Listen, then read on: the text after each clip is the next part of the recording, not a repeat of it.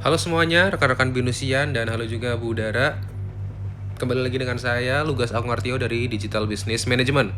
Hari ini kita akan bahas tentang teorinya Holberg nih. Jadi ini adalah moral ya, jatuhnya moral di dunia bisnis. Nah, itu kan ada 3 nih. Mari kita bahas. Yang pertama, prakonvensional. Nah, prakonvensional ini adalah simpelnya kalau kita mau pakai bahasa sendiri nih, dia adalah orang yang mikirin cuan banget nih tanpa takut hukum. Yang kedua, konvensional. Nah, konvensional ini orangnya memang taat hukum dan menjaga nama baik. Itu. Yang ketiga, pasca konvensional yang emang pada dasarnya sudah peduli dengan nilai kemanusiaan dan keadilan universal. Untuk sekarang ini pembisnis nih masih pakai konvensional. Alasannya kenapa? Karena mayoritas perusahaan zaman sekarang itu masih taat peraturan karena ada konsumen dan netizen. Mereka tuh bakal buru-buru mentaati peraturan agar citra baik mereka itu dinilai oleh netizen dan khalayak umum. Contohnya tanya, ada salah satu perusahaan multinasional yang digugat sama LSM. Mereka tuh ketahuan karena menyembunyikan data pembuangan limbah plastik. Sebelum digugat nih, mereka produksi plastiknya besar-besaran, secara masif ya.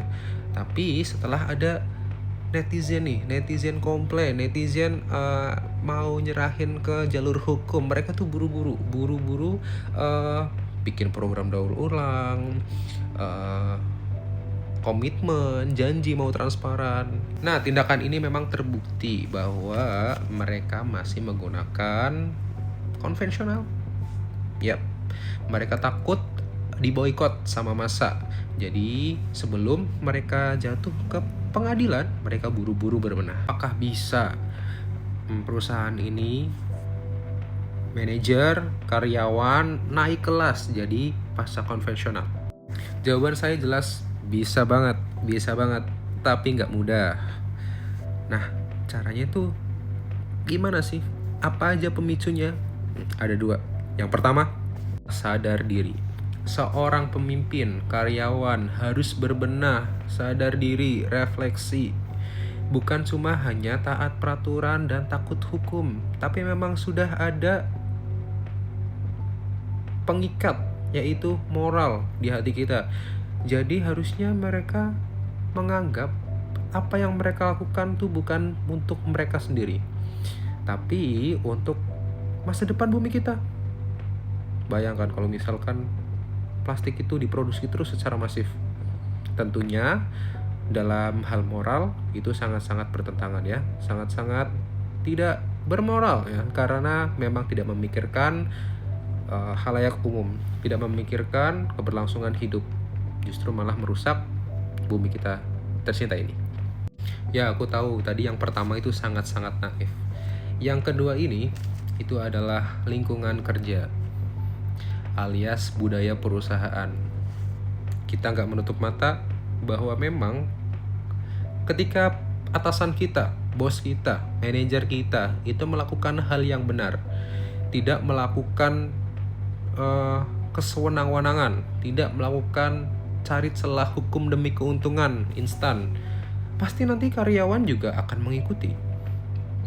Karyawan melakukan hal tersebut karena memang sudah dari atas. Kadang yang perlu kita libas itu sebenarnya dari atas.